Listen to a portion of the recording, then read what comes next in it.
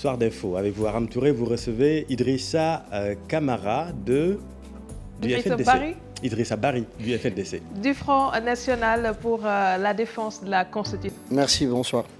Quelles sont les dernières nouvelles que vous avez de la Guinée?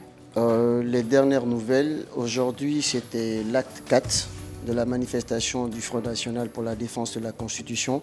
Et ça fait un mois, jour pour jour, que le Front National a lancé une campagne de manifestation contre le troisième mandat. Et aujourd'hui, à l'heure où je vous parle, il y a déjà eu un mort et beaucoup d'autres blessés par rapport à cette manifestation d'aujourd'hui. Donc nous nous inclinons pieusement pour la dépouille de notre camarade de lutte qui est décédé aujourd'hui. Nous adressons nos condoléances à sa famille. Il y a eu combien de morts en un mois? En un mois, je pense qu'aujourd'hui c'est la 13e ou la 14e victime. Très bien. Du 14 octobre au 14 novembre. Mais aujourd'hui, vous avez beaucoup moins de mal à organiser des mobilisations, puisque maintenant, les mobilisations que vous faites vous sont autorisées. Non, on n'a pas du mal à organiser. Ce qui s'est passé, il y a eu 2 manifestations qui ont été autorisées et qui se sont très bien passées, où les Guinéens se sont exprimés massivement. La première fois, il y avait à peu près 1,5 million. Et la deuxième manifestation, il y a eu presque 3 millions de Guinéens qui sont sortis dans la capitale. Et au des retour, chiffres contestés par le gouvernement? Ouais, ils peuvent le contester, mais nous, on a les images qui parlent d'elles-mêmes. Et ce jeudi, cette manifestation d'aujourd'hui était censée commencer à l'aéroport pour partir jusqu'au palais du peuple. Et lui, quand il est arrivé la dernière fois, on l'a accueilli, et du palais, et de l'aéroport jusqu'au palais, il n'y a pas eu de problème.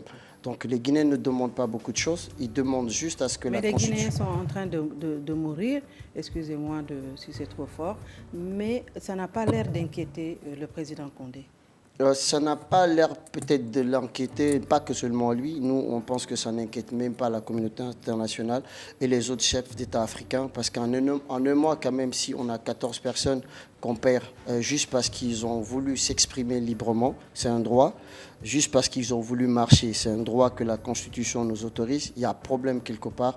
Mais ça ne veut pas dire que nous, le peuple souverain, nous allons lâcher le combat. On sait que ce combat qu'on mène, il est noble et digne. C'est juste le respect d'une loi, de notre Constitution, qui est l'article 27. Oui, je veux dire que depuis que vous avez commencé à marcher, depuis qu'il y a eu énormément de morts, on a comme l'impression que ça laisse de marbre le président guinéen, malgré les appels de la communauté internationale. On a entendu Fatou Bensouda, la procureure de la CPI, en train de faire des menaces voilées, à peine voilées, mais il est là, il ne réagit pas. Parce qu'il ne réagit pas parce que peut-être la communauté internationale, la CEDEAO, l'Union africaine, ils ne disent pas peut-être ce qu'ils doivent entendre, ou bien peut-être dans les pays voisins, peut-être les autres chefs d'État pensent faire comme lui. Nous, on ne peut pas justifier ça. Ce qu'on sait, qu'il y a des Guinéens qui sont prêts à défendre cette constitution au prix de leur vie. Déjà, à d'autres personnes qui sont mortes et d'autres personnes qui continuent le combat. À la veille de la première manifestation du 14, et les responsables du FNDC ont été arrêtés. On est allé les trouver chez eux sans convocation, rien. On les a arrêtés, on les a mis en prison. On les a condamnés entre 1 an et 6 mois de prison. Les manifestations ont continué. Il y a eu des tueries. On est parti pour enterrer les morts. On a tiré sur le cortège funèbre. On est rentré dans le cimetière. Tout ça, ça s'est passé. Les gens ont continué. Après ça, on a fait 2 manifestations correctes, sans problème. Ils ont montré que quand ils donnent l'autorisation, les Guinéens sont assez civilisés, assez responsables pour savoir que les biens de l'État nous appartiennent tous, qu'ils ne vont pas les détruire. Le même itinéraire, rien n'a changé. C'est juste qu'aujourd'hui, l'itinéraire a changé. On a voulu prendre l'aéroport jusqu'au palais. Et ce qui est normal, quand on fait une manifestation, c'est nous qui savons quel est l'itinéraire que nous voulons, l'objectif que nous voulons. La preuve aujourd'hui est le gouvernement, ils sont à l'intérieur du pays en train de faire la promotion du 3e mandat. Il n'y a personne qui les arrête, on les laisse faire. C'est ça de la démocratie. Vous faites ce que vous avez à faire, vous laissez les autres faire ce qu'ils ont à faire. Mais comme je l'ai dit, nous, on n'a pas assez de... Les journalistes nous le reprochent souvent. On leur dit qu'il n'y a pas beaucoup de débats en Guinée sur ce problème. Il y a un problème qui est là, c'est la Constitution. Elle est claire et nette à son article 27. Pour peu, en Guinée-Bissau, la CEDEAO a convoqué une réunion d'urgence au Niger, mais il y a des morts, il y a des manifestations quotidiennes. On n'entend pas l'organisation sous-régionale. En fait, ils font des lettres voilées. Nous, on reçoit toujours leurs communiqués. C'est des communiqués qui sont un peu voilés. C'est caressé dans le sens du poil. On ne tape pas sur la table. Parce que nous, on estime que Nous, on a fait une manifestation au Sénégal où à peu près on a sorti 250 000 personnes, que des Guinéens. Ces gens-là, ils n'ont pas reçu de l'argent. Ces gens-là, on ne les a pas payés, ils sont juste épris de justice. Ils ont envie que le président de la République respecte la Constitution. L'engagement qu'il a pris, il a prêté serment pour faire 2 mandats de 5 ans renouvelables une seule fois. À aucun moment, cette Constitution peut changer. Nous, c'est juste ce qu'on lui demande. S'il respecte ça, tout le reste pourra se discuter après. Mais on ne peut pas changer cette Constitution. Jusque-là, on n'a pas entendu le président Condé dire que je vais faire un 3e mandat. À partir des États-Unis, il a juste lancé un appel à un référendum. Oui, il a lancé l'appel à un référendum. Mais qu'est-ce qui nous fait dire en fait, vous savez, quand vous travaillez avec des gens qui se mobilisent autour d'une table, son gouvernement, ils se sont mobilisés, ils ont créé un concept à peu près comme le FNDC. Ils sont allés le voir pour lui dire qu'ils sont prêts pour une nouvelle constitution. Il dit qu'il a pris acte, qu'il va écouter le peuple. Et nous, on est d'accord qu'il écoute le peuple. Mais quand le peuple te parle aussi, il va falloir que tu écoutes le peuple. Quand on sort 1 million de personnes dans une capitale, quand on sort 3 millions dans une capitale, quand dans tous les pays du monde où il y a des Guinéens, par exemple le Sénégal, c'est là où il y a plus de Guinéens que dans tous les autres pays, aux États-Unis, en France, en Belgique, en Angola, en Côte d'Ivoire, en Gambie, en Mauritanie, partout, il y a le FNDC et il y a le slogan « Amoul en fait » qui est aujourd'hui un état d'esprit. Est-ce que vous avez des nouvelles des personnes qui ont été arrêtées, qui font partie du front? Oui, il y a eu des leaders de l'opposition qui ont déjà eu à dire qu'ils ne savaient pas où est-ce qu'ils étaient. Oui, non, ça va, on a leurs nouvelles, ils se portent très bien et leur message est clair. S'ils doivent laisser leur vie pour que ça change, ils sont prêts à le faire pour nous. Et nous qui sommes dehors aussi, on est prêts à se battre pour que justice soit faite, qu'on respecte cette constitution guinéenne. On ne demande pas beaucoup. La CNI a fait un effort en choisissant déjà une date pour les législatives, alors que celle qui avait été retenue n'avait pas fait l'objet de consensus autour des différents acteurs. Cette fois, c'est février 2020. Est-ce que cela va changer quelque chose? Vous savez, on aime dire ça, mais il faut qu'on arrive un peu à se respecter un peu en Afrique et surtout dans notre pays. Quand on vit en société, il y a des principes et des valeurs qu'il faut respecter. On ne peut pas essayer de parler. Ils avaient dit qu'ils allaient faire ça en décembre, le 28 décembre passé. Ça ne s'est pas fait. Ils ont changé de date. Ils disent encore février, sachant qu'il y a un problème pendant qui est là. Et je pense que la seule personne qui peut nous sortir de cette crise et de cette situation, c'est le président de la République. En quoi faisant? En quoi faisant? Oui. Par exemple, comme vous m'avez posé la question tout à l'heure, qu'il ne l'a jamais dit. Alors, il a 2 options. Soit qu'il sorte à la télé, qu'il annonce directement qu'il y aura un référendum et voir la décision du peuple, ou bien qu'il se rend compte que le peuple souverain ne veut pas ce projet de 3e mandat. Oui, sauf qu'il avait déjà dit que le moment venu, il se prononcera sur ce 3e mandat. Mais le moment venu, il va se prononcer, mais en attendant, quand même, la Guinée est remplie il n'a pas encore terminé son quinquennat, quand même. La Guinée est remplie de t-shirts jaunes, de cartes, de bus jaunes qui traînent partout pour dire aux gens qu'il faut avoir une réforme, une nouvelle constitution dont on ne connaît même pas le contenu. Mais quelle que soit la constitution, puisque les hommes de droit, nous on n'a pas fait droit, mais les hommes de droit sont clairs et ils ont verrouillé cette constitution à son article 27 et son article 154, qui ont tout verrouillé. On peut faire une révision, mais l'article 27 ne sera jamais touché. Est-ce que vous n'allez pas vite en besogne? On ne va pas vite en besogne. Jusqu'à présent, ce n'est pas encore clair. Non, mais c'est clair. Vous dites que vous ne connaissez pas le contenu de cette constitution. Mais en fait, même s'il y a ce contenu, on ne peut pas changer l'article 27, lui, qui l'interdit. Il y a eu des signaux qui vous montrent que cela est envisagé. Mais son gouvernement est venu lui proposer de faire une nouvelle constitution, qui sont prêts pour une nouvelle constitution. Il y a des slogans, par exemple, l'endroit le plus vu en partant dans la capitale, c'est le Palais du Peuple. Oui. Ils ont mis une grande affiche où on a dit oui à la nouvelle constitution. Donc il y a des débats télé, ils partent à l'intérieur du pays, il y a de l'argent qui sort. Donc ça veut dire que ça, c'est même... Nous, on a dépassé ce stade. Et je pense qu'il y a des intellectuels aussi autour du FNDC, c'est des grands hommes, c'est l'association de tous les grands partis politiques, des leaders de la société civile, des mouvements citoyens et d'autres associations. Et les responsables de partis politiques. Et des partis politiques, oui, c'est ce que je dis. Et les intermédiaires, c'est-à-dire des gens qui n'ont jamais parlé de politique, qui sont que dans le développement, dans l'entrepreneuriat, qui se sont tous levés comme un seul homme pour dire non à ce projet de 3e mandat. Si on n'était pas sûr de ce projet, la société civile sénégalaise... Est-ce que le FNDC ne devrait pas se départir des partis politiques et montrer que c'est une organisation qui ne s'intéresse que... Je vais vous expliquer un truc. En tout cas, aujourd'hui, on a vu dans un aéroport, c'est Lundalen Diallo qui était en partance pour la Guinée. Mais je vais vous expliquer. Est-ce que finalement, il a rallié la Guinée pour assister à la marche? Il a rallié la Guinée, mais ce que j'ai envie de vous dire, que ce soit ces partis politiques, ils ont des militants. ces militants ne veulent pas ce projet de troisième mandat. On ne peut pas les dissocier. Mais au sein du FNDC, si vous avez remarqué, on n'a arrêté aucun homme politique. C'est le FNDC qui a engagé la marche. C'est les responsables du FNDC qui ont été arrêtés, qui ont été condamnés. À aucun moment, un responsable du parti politique... Donc le FNDC n'a pas de candidat pour la présidence. Le FNDC n'a aucun... C'est pas Cellou Dalein Diallo. Non, ça ne pourra pas être Cellou Dalein. Vous savez, on le dit souvent, nous qui défendons cette Constitution, nous ne sommes ni pour Paul, ni pour Pierre. Nous sommes pour le respect de la loi. Il faut que les gens dissocient. Après, maintenant, quand on finit de défendre notre Constitution, les opposants, les hommes politiques vont descendre sur le terrain pour chercher la voix du peuple. Au peuple de décider à qui il va donner sa voix. Mais à aucun moment, il faut qu'on arrête de mettre le FNDC, par exemple, au Sénégal.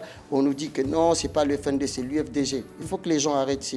C'est des bêtises, excusez-moi. C'est le FNDC, c'est l'ensemble de tous les Guinéens épris de justice qui réclament ça. Le FNDC est financé par qui? Par Cellou Dalein Diallo, par Sidia Touré? Non, mais le FNDC n'est pas financé, par exemple, différent des autres aujourd'hui, pour l'instant, des autres mouvements citoyens en Afrique. Le FNDC n'est pas arrivé au moment où des institutions comme Osiwa, comme Konrad Adenauer, des institutions qui mettent leurs sous pour les accompagner. Non, il y a plein de mouvements citoyens qui sont accompagnés. Et même si c'est le cas, c'est qu'ils accompagnent, c'est normal, qu'ils accompagnent des gens qui sont en train de défendre leur pays, qui sont en train de défendre une cause noble. Où est-ce que vous tirez vos fonds alors? Si vous refusez d'être financé par les partis, vous avez des t-shirts, vous avez des casquettes, on a nos tout ça c'est de l'argent. Non, mais c'est de l'argent. Vous organisez des manifestations. On organise des manifestations. Oui. Vous savez aussi qu'au sein du FNDC, je pense qu'il y a des responsables, il y a des directeurs d'entreprise, il y a des gens qui ont envie de changer les choses. Mais les directeurs d'entreprise, ce n'est pas pour venir prendre l'argent de la direction et, non, mais et pas financer prendre le FNDC. La direction. Nous sommes très bien, par exemple, au Sénégal, nous avons pris nos propres petits moyens pour faire des t-shirts et pour les mettre en vente pour pouvoir gérer toutes les charges qu'on veut, parce qu'on n'a pas voulu qu'un opposant ou un homme politique vienne nous donner de l'argent. Et c'est clair dans leur tête, ils ne vont pas le faire. Cellou Dalein ne vous a jamais rien donné. Non. En fait, Sidia Touré, l'ancien premier ministre qui était dans la marche aujourd'hui. Non, Sidia, Cellou, ils ne nous ont jamais rien donné. Ils sont membres fondateurs du FNDC. Dans les activités du FNDC, ils peuvent investir sur leur parti, sur les militants de leur parti, soit en prenant des bus, en achetant de l'eau. Non, ce n'est pas ambigu, c'est très clair. Vous êtes loin d'être convaincant. S'ils donnent de l'argent pour ces militants, et ces militants sont ils sont membres. Du FNDC. Écoutez, vous avez une famille, vos enfants doivent aller à l'école. Qui leur donne de l'argent pour aller à l'école? Qui leur donne à manger? Les parents. Les parents, non? Oui. Alors, un responsable de parti qui défend une cause et qui est dans une association à but non lucratif où il n'y a pas de sous, c'est lui qui met ses sous pour ses militants, il n'y a pas de problème pour ça. Mais le FNDC ne prend l'argent d'aucun opposant pour lui promettre qu'après la victoire contre le troisième mandat, que cette personne sera président. Ça, je vous le garantis. Mais les Guinéens sont prêts à marcher jusqu'à quand? On sera prêt à marcher jusqu'au jour où on respectera notre Constitution. Est-ce qu'il sera facile de rallier tout le monde à cette cause? Parce qu'à la longue, à force d'organiser des manifestations, cela peut... Les Guinéens épris de justice, qui veulent le changement, se battront jusqu'au bout. Si 80% des Guinéens ou 90% des Guinéens estiment qu'il faut abandonner, on abandonnera. Mais pour l'instant, ceux qui sont convaincus sont plus nombreux que ceux qui sont en train de faire la promotion du troisième mandat. Et juste après cette étape, le FNDC continuera à exister pour Le FNDC, non, mais on ne peut pas dire ça tout de suite. Par exemple, moi, comme je dis, je suis un intermédiaire. J'appartiens à aucun bord politique. Je défends juste une cause noble et digne parce que, comme moi, il y a des milliers de jeunes Guinéens qui sont des jeunes entrepreneurs qui veulent rentrer, qui veulent travailler, qui veulent que la loi soit respectée. Quand on veut qu'un pays se développe, il faut respecter la loi. Les lois qu'on met en place, il faut les respecter. Donc après cette victoire, les partis politiques vont se retrouver. Les mouvements citoyens vont continuer leur activité. La société civile va continuer son activité. Après, ce qui se passe, ça sera un mouvement de veille. Le prochain président qui arrivera, s'il essaye de faire quelque chose encore, le même slogan va revenir à Molenfé. Mais est-ce que le FNDC a cherché à rencontrer le président Condé pour qu'il vous dise s'il prétend un troisième mandat ou pas? En fait, il y a eu tellement de rencontres. Vous savez, quand vous travaillez avec des gens, bon, ça appartient aux hommes politiques. Je pense qu'ils ont signé beaucoup d'accords. Vous êtes journaliste, vous avez vu beaucoup d'accords ont été signés en Guinée. Beaucoup de consensus ont été faits qui n'ont jamais été respectés. À aucun moment, après, entre les militants et les responsables de leur parti, les militants se sont sentis trahis parce qu'à chaque fois, ils ont répondu à l'appel, le pouvoir a gagné. Donc, à un moment donné, les relations sont bloquées et les gens restent fermes sur ce que la loi dit. Parce qu'il y a le consensus et il y a ce que la loi dit. Mais Condé est quand même le premier président démocratiquement élu de la Guinée, Conakry. Est-ce que vous pensez qu'aujourd'hui, à l'orée de son mandat, de son deuxième mandat, son deuxième quinquennat, Condé est prêt à faire fi de ce que vous voulez, de ce que la Guinée veut? Moi, je pense qu'après 40 ans de lutte, j'essaie de dire ça tout le temps, c'est pas pour le bluffer ou lui faire des éloges. Je pense qu'il s'est battu pendant 40 ans pour cette démocratie guinéenne. Il a été élu. Les Guinéens lui ont fait confiance pour un premier mandat, pour un second mandat. Moi, je pense sagement qu'il aura la grande sagesse d'écouter le peuple et de prendre la bonne... Tous les Guinéens ne sont pas dans le FNDC. La preuve, quand il est revenu de Sochi, il a été accueilli par les Guinéens. Vous savez qu'est-ce que ça veut dire? Il y a eu de l'argent, il y a eu tout. Donc nous, on veut simple, et que la communauté internationale, tout le monde soit témoin, qu'ils acceptent de donner une autorisation en due forme, signée et validée, qui disent aux Guinéens qui ne veulent pas du troisième mandat de sortir librement. Il va prendre son vol ce jour.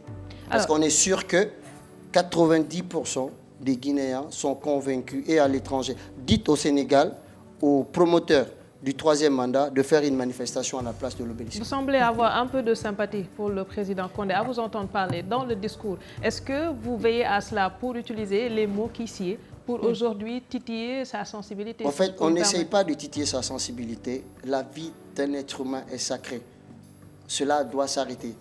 Et on est obligé de le faire. Mais pourquoi les Guinéens ne veulent plus on peut rester ferme sur nos décisions, mais tout en... Parce qu'on ne devient pas aussi président qui le veut.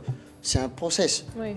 Donc aujourd'hui, maintenant, quand on le devient, ce qu'on va faire, c'est autre chose. Mais pour arriver là... Mais pourquoi les Guinéens du FNDC, parce que c'est le FNDC qui réclame qu'il tienne sa promesse pour partir à la fin de son quinquennat, pourquoi vous ne voulez pas de Condé? Non, c'est pas parce que... Non, on ne dit... C'est ce que je suis en train de vous dire. Il faut dissocier ce que le président a fait pour la Guinée et ce qu'il n'a pas fait pour la Guinée à la loi qu'on est en train de défendre. Le président de la République, M. Alpha Condé, a juré sur une constitution. Il a prêté serment sur cette constitution de respecter les lois de ce pays et de respecter le nombre de mandats et la durée du mandat, qui est de 2 mandats renouvelables une fois. Donc son mandat, il finit en 2020. Nous, c'est tout ce qu'on lui demande, qu'il accomplisse ce process. Quand il finit ce process, les Guinéens, dans leur ensemble, les partis politiques, les citoyens comme nous, que nous sommes, allons juger ce qu'il a fait de bien et ce qui n'a pas été fait. On ne pourra jamais dire à un président qu'il n'a rien fait. Maintenant, à voir ce qui est fait Sauf bien... que le FNDC est en train de parler à la place de tous les Guinéens. On ne parle pas à la place de tous les Guinéens, on fait très attention. On dit les Guinéens qui sont au sein du FNDC et qui sont épris de justice. La preuve au Sénégal. Je vous dis, lançons le débat au Sénégal pour la preuve. Les promoteurs du troisième mandat, on leur donne une autorisation. On a déjà lancé le débat. Non, c'est un exemple. On leur donne une autorisation. Non, je dis les Guinéens du Sénégal qui font la promotion du troisième mandat pour M. Alpha Condé. On leur donne une autorisation de sortir et de marcher. Nous, on l'a fait. On a sorti le monde que vous avez vu. Ils n'ont qu'à sortir et nous sortir un tiers de ce qu'on a fait. Et partout dans le monde. On leur lance ce défi. Alors, à force de continuer, vous pourrez tenir le rythme? Il reste encore quelques mois. Vous ne donnez pas au président Condé le temps de pouvoir organiser des élections, même s'il doit partir. Mais parce que nous ne lui donnons pas de temps. Vous vous plaignez du processus électoral, l'audit n'a pas encore été fait. Vous savez, non, le FNDC ne rentre pas dans ces détails. Le FNDC a un seul objectif. Oui, mais quand on réclame le départ non, mais on ne réclame pas son départ. Il faut faire attention. Non, il faut la dissocier. fin de son mandat. Non, on ne réclame pas son départ parce qu'on est des démocrates. Vous voulez qu'il respecte la Constitution? Il faut faire attention. Qu'il respecte la Constitution. On veut qu'il respecte la Constitution. C'est de la sémantique. Quand il respecte la Constitution, le futur président qui viendra, on verra avec lui les révisions de la Constitution, ce qu'il faut faire. Vous savez que les constitutions africaines sont les cahiers de brouillon de tous nos chefs d'État, ou même presque tous nos chefs d'État. Mais c'est ce que c'est ce qu'on est en train de dire, qu'il va falloir qu'on se respecte en Afrique. En fait, à la base, c'est le peuple qui élit ses hommes. C'est nous qui les mettons là où ils sont. Ils sont définis par nous. Et quand ils sont là, c'est pour nous qu'ils doivent travailler. Donc, à aucun moment, ils peuvent décider, un petit groupe de 40-50 personnes ne peuvent pas décider pour tout un peuple. Donc, à un moment donné, il faut arrêter. Et à la maison, le papa, la maman, ils vous apprennent le respect, la vérité. On vous dit de ne pas être un menteur. Alors quand vous dites quelque chose, l'homme il est reconnu par sa parole. Donc quand vous ne respectez pas votre parole, vous n'êtes pas respecté dans la société. Merci. Merci beaucoup Idrissa Barry, le coordonnateur du Front National pour la défense de la Constitution section Sénégal. Je reprends le fil avant que Binta n'enchaîne. Merci beaucoup à Binta Diallo également. Merci. Mention spéciale à l'équipe technique. Le dernier numéro de la semaine, demain, Inch'Allah, à 19h. Excellente soirée sur la TFM.